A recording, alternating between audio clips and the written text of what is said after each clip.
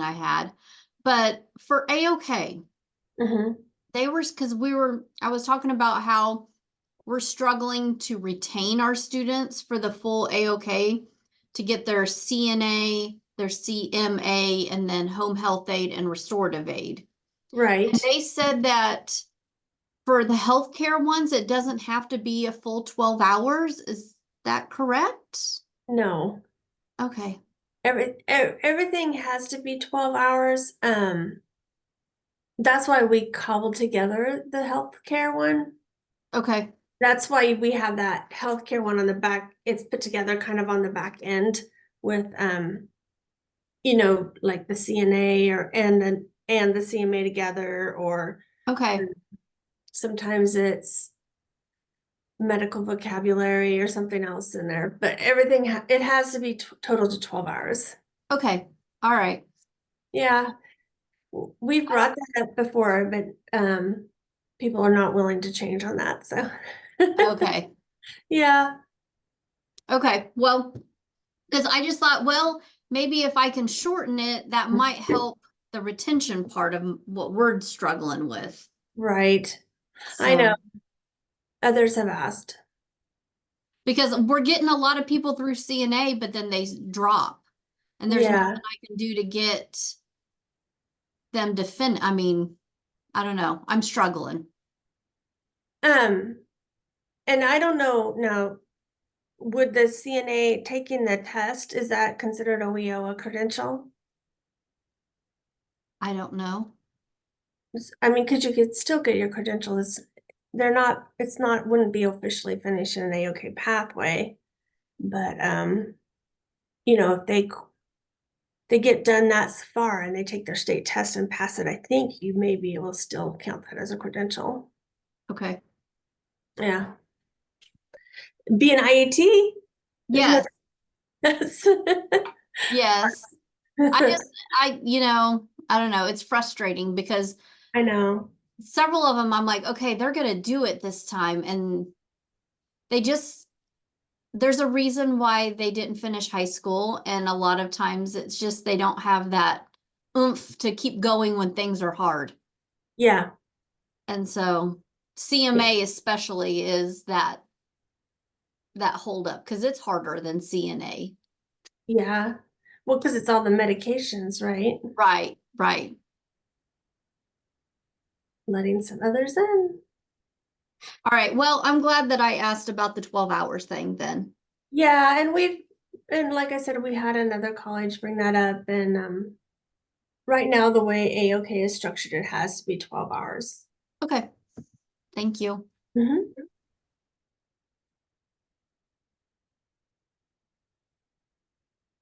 I'm letting people in, so thank you everybody for joining us.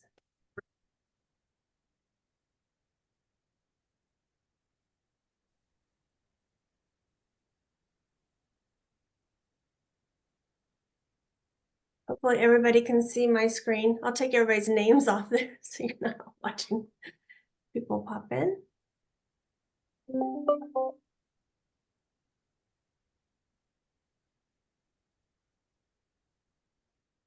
wait like another minute for everybody.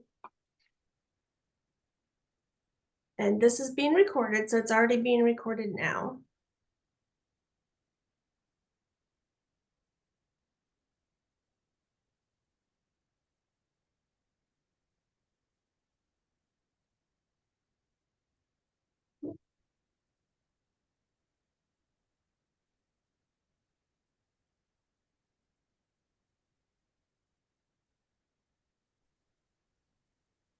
Just a few more minutes.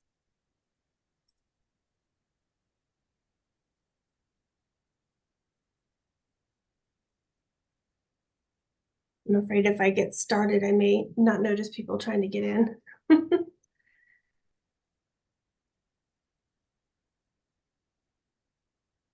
Okay. Thank you all for joining me on this here it's very, very windy. So if I blip out, you know that a tree probably fell on my power line. So hopefully that won't happen. Thank you all for joining us today. I just had a good question Cammie, and you probably have thought about this too, and hopefully everybody got their healthcare pathways in, but you probably wondered, why do we cobble those together?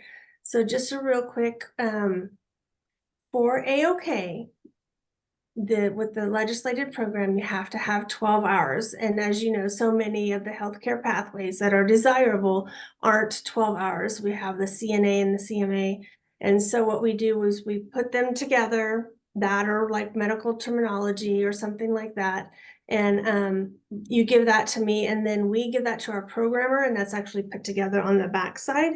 So it's a little different than all of your other pathways. Now, if you have a SAP that is over 12 hours, that's easy. I just go into KEDS and flip the switch that it's now A-OK. But some of our healthcare pathways are still cobbled together, and we're still going to keep those at 12 hours. So just a quick answer, and hopefully that helps others.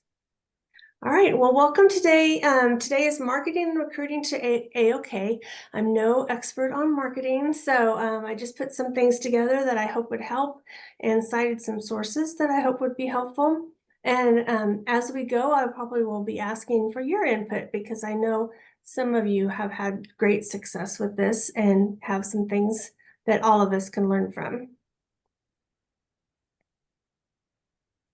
Okay, well, as you know, I'm Laura Leahy, Associate Director of Adult and Career Technical Education. I primarily work with AOK and just started working with IET. My role is split between Perkins and adult education. And I know we have some other adult ed. Oops. Oh, can somebody let the person who just popped into the Teams meeting that we're on Zoom?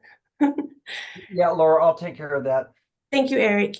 So as we know, the voices of reason that are helping us in the dark here are Susanna and Eric, and then I'm sure Hector is joining us soon. So I'm going to start with, why do we engage employers? And this is going to play a big role when you start doing your IET a lot stronger. Is the employers are key. So they're also a source to recruit students into, and they may have future students for you, and they may encourage students to stay in the AOK program. So engaging employers produces benefits at every stage of the educational process, especially in the execution of career pathways. And I really like this quote from Luis Suarez. He's the Vice President of American Council on Education, and this is from 2010, so it may not be anymore, but working with them allows you to leverage their combined knowledge of labor markets, skills, pedagogy, and students. And of course, we need to add andragogy to the quote, because we are working with adult students. So I put that in there so you would know that I hadn't forgotten that we work with adult education students. And a lot of this is kind of, I know we have some community colleges and technical colleges on the line, and I'm hoping that this will help bring us all together to work towards this goal of helping students not only achieve their GEDs and high school equivalency, but also to get their certificates in technical education. So employer engagement is critical to building successful pathways. It's for integrating pathway programs to succeed. For integrated pathway programs to succeed, states, colleges, and adult education centers need to identify high demand industries and occupations and prepare students for high value credentials in those industries. So that quote takes care of, in the application, why we have you look on Department of Labor site and see what programs are high wage, high demand. And another way for that to work too is to talk to your local industry and see who they're looking for and what skills they need. Doing so requires close cooperation with industry, as well as public workforce agencies and CTE providers, to ensure that pathways and supporting curricula and instruction are closely aligned with the labor market. So you don't want to be preparing, like we were talking about CNA, that's very needed. But what if we're preparing all these students to get their CNA credentials, and there's no jobs in that. What service are we doing? We're not helping the students, we're not helping ourselves, and we're not helping industry. Strategic. So it's critical to build successful pathways. And what things do we need to build the pathway? We must be strategic, approaching employers in the context of specific plans, opportunities, and objectives, rather than an on-the-spot basis, like you're just at the chamber coffee and you start talking to them. Come to them with an idea. We just had a integrated academics grant that has a great idea with industry, and we're hoping that it'll be a pilot. And if you want to know more about that, talk to Flint Hills. Mutually valuable. Is it valuable to you and the employer and the student? Solving problems and creating value for both sides of the labor market, employers, the demand side, and education and the training providers and learners, the supply side.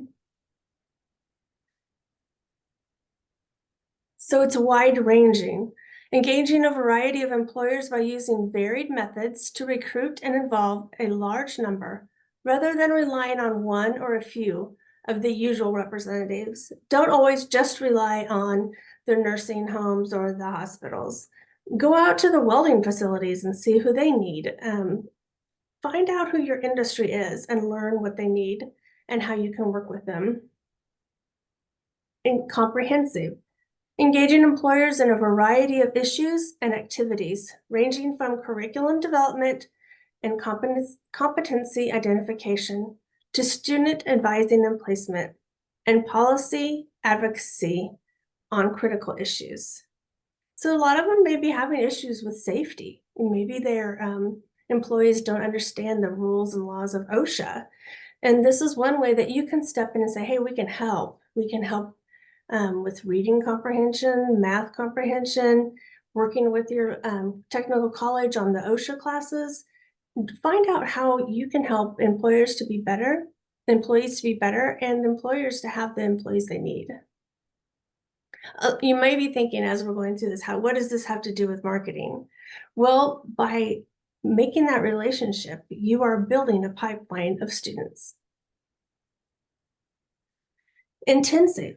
Engaging employers substantively and in depth, moving the conversations from high level. We need higher skilled candidates, you've probably heard that, to an in-depth dialogue about specific skill sets, long-term economic needs, and strengths and weaknesses of educational programs in meeting them.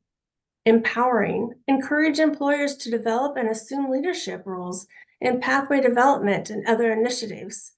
Approaching potential partners from business at the outset of a process rather than near the end. So help them from the very beginning. Have them work with you from the very beginning. If you work with your technical colleges and community colleges that you have the pathways with, every one of those pathways has an advisory council that is built up of local industry and business. Ask to be part of those meetings. Ask to be there to talk to the partners that are telling the colleges what they need. Then in turn, you can find out what skills you could come in and supplement and teach at the same time. Show them your value. So institutionally varied, engaging employers through several channels, including industry or professional associations, public workforce entities, workforce investment boards, one-stop career centers, Chamber of Commerce, labor management, training partners, and economic development authorities, among others. And please don't forget your partners at the community colleges and technical colleges. Those are key, and you can work together. Connie Bean was telling me about some of the places that have been very successful with IET. The adult ed centers are working with industry, and they are going to the ONET and to the job description, and then backing down from there what curriculum goes into that job description and how contextualized learning can work with that. It's all about us working together. And again, then that creates the pipeline. Not only will you be getting students walking in looking for careers that you can help them into, you'll have industry coming to you, maybe even with employees they already have that you can help. This is a resource. I pulled it. I have the link here, and you should all have a PDF of this. Plus, I can send it out again. If you got this forwarded to you, please don't hesitate to email me and see. There's a lot of good resources out there. So why is this model needed? Businesses are facing record low unemployment rates and a tight labor market. I'm preaching to the choir. I'm sure you've all heard this, and you hit this same block. Businesses must pursue a more creative strategies for finding skilled workers. This is where you can help them and become a partner. More than 36 million US adults of working age have foundational skill gaps, which we know, literacy or numeracy, and 2/3 of these adults are employed. So a lot of your future students may be already working, and I'm probably getting, they maybe don't need to go to the CT pathways. Maybe this is an IET, or maybe they need to go back into the technical college and brush up their skills on that technical pathway, or they're working in a job that they're underemployed for and they need that credential. Successful upskilling strategies capitalize on the joint expertise of career and technical education and adult education systems. And again, here's another resource on collaborations. This one's a little newer than the last one from 2019. It has a lot of really good ideas and a lot of great graphics. Laura, if you could check the waiting room, it sounds like there might be some people in the waiting room. Oh, thank you. Let me see. Where did that? Oh, yes. Thank you, Susanna.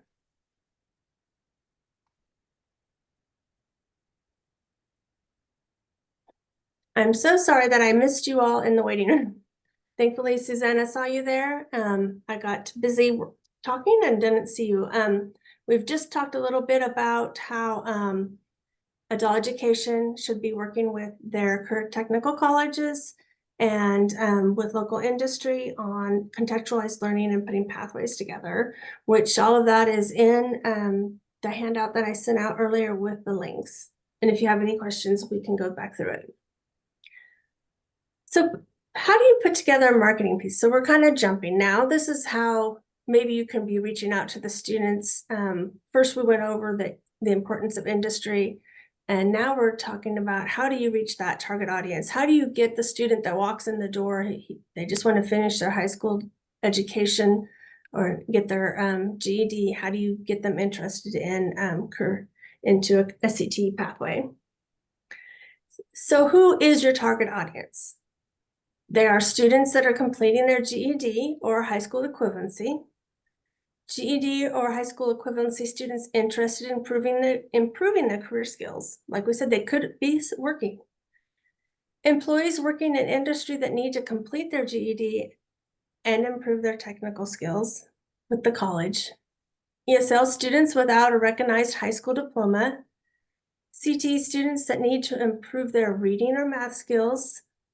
And don't forget, with the AOK pathway, there's only funding for those who do not have their high school degree. You can still help them and get your MSGs, correct me if I'm wrong, but you will not get the funding unless if they have already finished their high school diploma.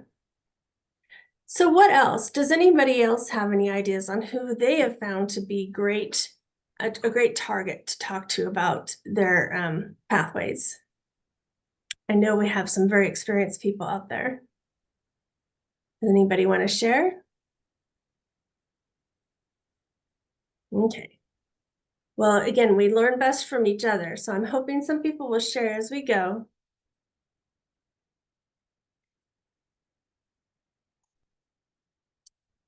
So what program features? If you're talking to somebody about the pathway and why they should enroll in it, you need to know about it. You need to know what's important to them. Just 1 second, I have another person.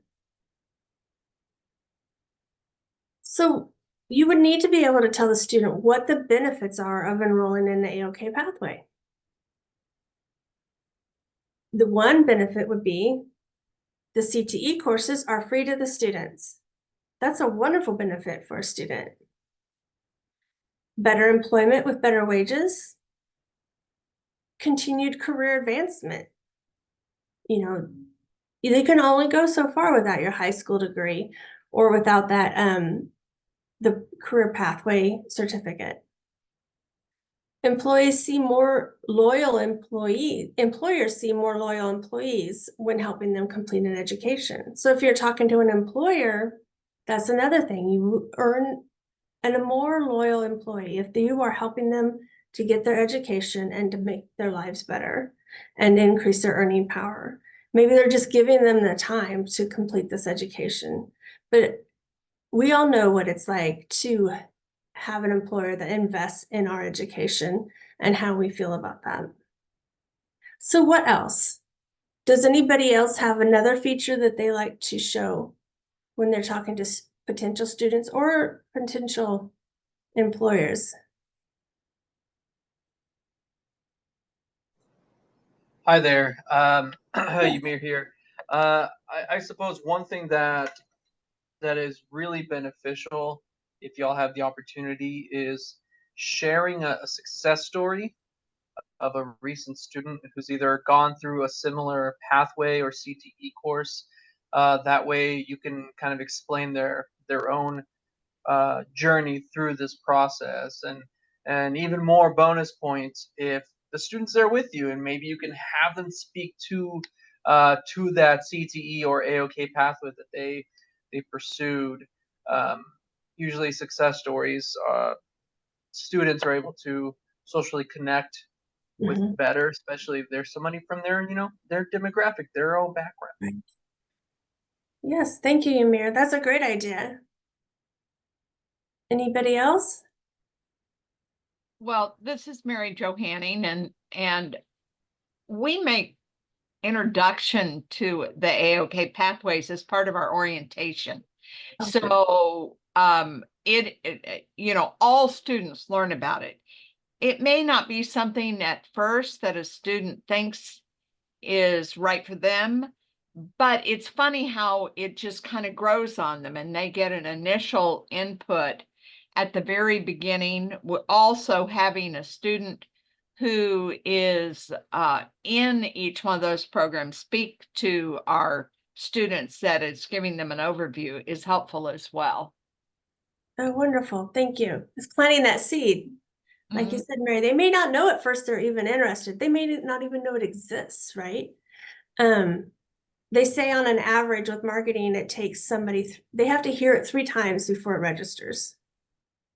So if you think you're repeating yourself, that's fine. Just keep repeating it. Oh, I heard that it was 8 times. So, 8? Okay, well, that's even more. So just, yeah, repeat yourself.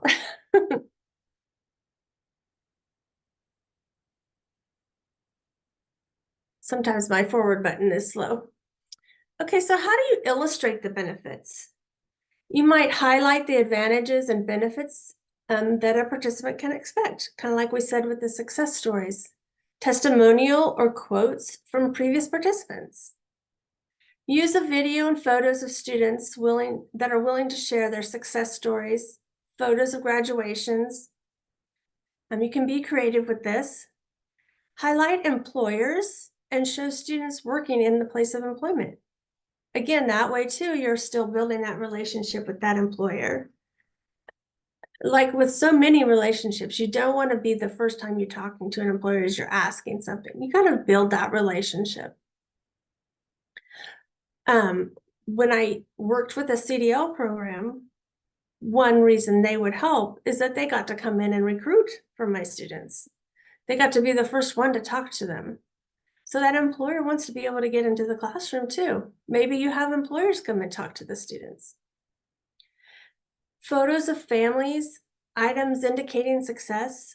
This idea came from, like previously, most of you know, I worked at KBOR in the Perkins side, and I worked with some manufacturing groups. And Nebraska was very successful with this program They had young career technical education professionals who were willing to share their stories.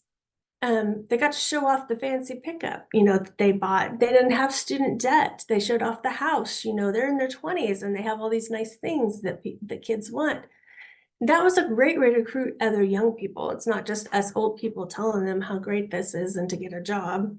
Other young people were showing them, this is what I get when I weld. I have a $50,000 or $80,000 pickup. I have, this house and boats, and I get, to enjoy my time.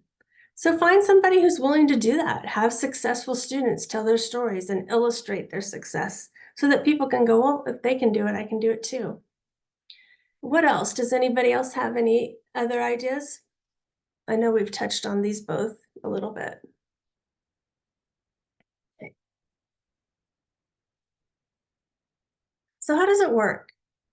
So you have students that are coming in, they maybe haven't finished their high school diploma and they're taking the step to start working on their GED, but still college, technical college, community college is scary. I mean, I'm a college educated person, and getting my daughter enrolled and going through that it's not fun. And so a lot of first generational students, they don't have anybody who've been through this. So you need to make it simple for people. Give them a step-by-step explanation of how individuals can enroll and participate. Clear instruction or a call to action for joining the program. Get them excited and help them walk through the door. Like Mary was saying, they make introductions. A visual flow chart. Some of us are visual learners. Auditory, I don't, it just goes right in one ear, not the other. I have to have visuals. I'm a visual learner. So make a flow chart. This is what you do. This is the next step. Make it easy. And depicting the process. Have a navigator. I know not all of us have funding for that. Or develop a relationship with the college, technical college or community college that you're working with, and having a college advisor who knows how to advise these students and help them and bring them over, make that introduction. Does anybody else have some ideas that have worked for them on this?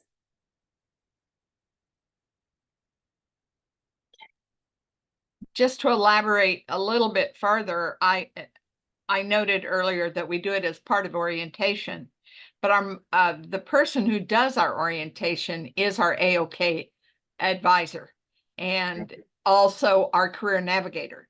So they touch at that point, and that's where they almost start. They get enthusiastic. Yeah, that's good. That helps to have that personal touch and that person helping them continue. A lot of people started their navigators with integrated academic grants. And so now that grant is over a year. So that is a good way to get a position started and maybe getting your AOK program off the ground. So what worked and what didn't?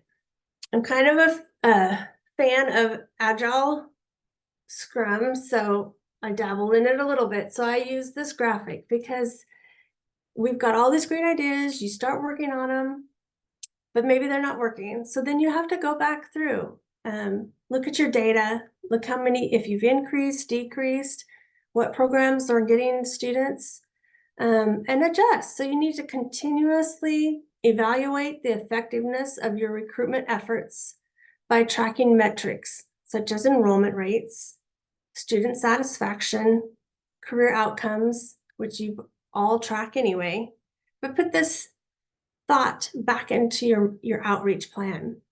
And then use that data to identify areas for improvement and make the necessary adjustments to your strategies. We have to keep being agile. We can't do status quo. The world moves too fast. Like I said, we have to keep up on who's hiring in our area. Pretty soon, computer skills are always growing, but they're changing. Welding is still big now, but it may not be big in the next few years. We just don't know. You may have a new company move into your area with a whole new set of skills. So you need to be aware of all of that and changing accordingly. I put this in here just as a reminder of the funding streams for AOK. This was an old chart that I found and I updated it. And I think it makes it a little easier to understand for me anyway than reading it in the paragraph. Like I said, visuals. So this shows, what your institution can be reimbursed. I know some people don't feel it's necessarily a cost-effective model, but it is if everybody knows what they're doing, if the business office knows that they need to be tracking these numbers and who gets to come in tuition fee free and who needs to be turned into the state to be reimbursed. This is, I know a lot of us also have battled Excel and CTE, taking a lot of the seats that our students for AOK Pathways would be taking, but it is the same pot of money. It's just that this is for our students who are going through adult education. We are still working on expanding the funding for the $500 that would help with fees or for books, etc., for AOK students. Last I knew, that was in a bill. Hector maybe has heard more recently. Last I read, I think last week, it was in a bill that hadn't gone through the whole system yet. Hector, have you heard anything else on that? And he's there, but I think he's catching up. He's been gone a little bit. So if I hear more, I will let you all know. But watching that bill, which would be nice, it's a $500 stipend for students to help with books, welding supplies, scrubs, whatever they need to be successful in the program. Does anybody have questions on the funding stream? I know we cover this a lot. Just remember that if your students that you've enrolled, even if they qualify for adult education, if they have their high school diploma or their GED, you will not get the AOK proviso funding. So key aspects of a successful AOK program would be strong working relationships between CTE and adult education. Again, I'm so happy to see some technical colleges here and some community colleges.